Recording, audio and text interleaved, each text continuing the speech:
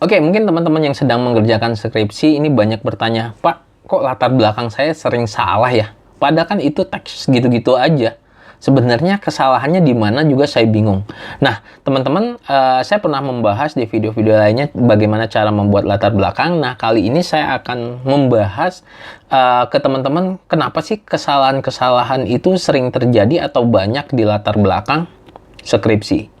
Teman-teman, perkenalkan, saya Robi Lendra. Selamat datang di YouTube channel saya.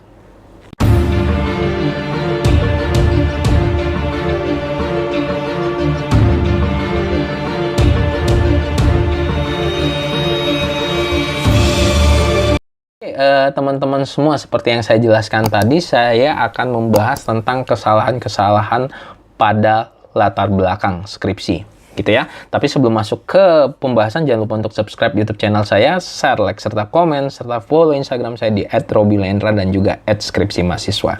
Oke, teman-teman semua, kesalahan-kesalahan di latar belakang itu ada banyak faktor. Selain latar belakang itu merupakan dasar atau jantungnya penelitian, latar belakang itu awal-awal tempat dosen pembimbing bersemangat untuk membacanya, gitu. Sehingga nanti terlihat banget kesalahan-kesalahan kalian di latar belakang. Oke? Nah, kalau misalnya latar belakang kalian sudah oke, nanti mungkin yang kedua, bab 3, bab 4 udah agak santai dalam penulisan. Yang pertama, teman-teman, kesalahannya apa? Kesalahannya itu latar belakang itu bukan asumsi kalian sendiri sebagai peneliti. Makanya skripsi itu merupakan sebuah penelitian. Penelitian itu harus dibuktikan. Nah, biasanya pembuktiannya atau penjelasannya itu ada pada jurnal. Nah, teman-teman, setiap kata yang kalian ucapkan dalam 1 atau 2 kalimat, itu kalian harus rujuk pada jurnal.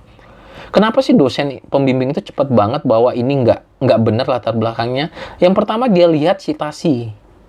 Kalian nggak ada citasi, ini berarti secara garis besar atau secara umum bahwa ini pendapat kalian sendiri. Nah, itu kesalahan kalian. Jadi, kalau kalian membuat referensi, buatlah citasinya. Jangan nunggu sampai di ACC dulu baru buat citasinya.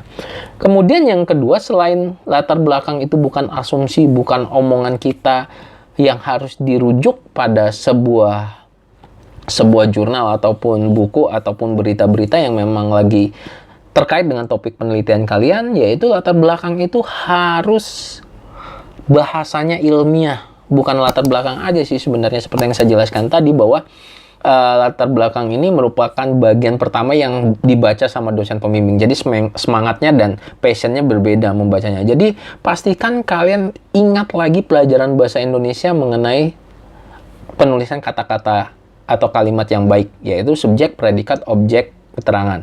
Nah, itu biasanya yang salah di situ juga. Kemudian antara paragraf ke-1 dan paragraf kedua itu biasanya nyambung. Nah, nyambungnya tidak diawali dengan kata penghubung. Biasanya banyak mahasiswa yang tiba-tiba di paragraf ke-1-nya menjelaskan yang sama dengan paragraf 2 atau nyambung, tetapi di awal paragraf kedua menjelaskan dengan kata sambung. Namun, sehingga, walaupun, nah itu tidak diperbolehkan. Sekali lagi buat SPOK, subjek, predikat, objek, keterangan. Nah, kemudian kesalahan yang lain adalah ketika kalian buat dengan kata-kata yang tidak baku. Banyak mahasiswa yang contohnya aja, ketika menulis di kampung, dikarenakan itu nggak bisa atau nggak tahu perbedaannya. Nah, misalnya contoh, kalau nama tempat itu harus digunakan spasi, di Bandar Lampung.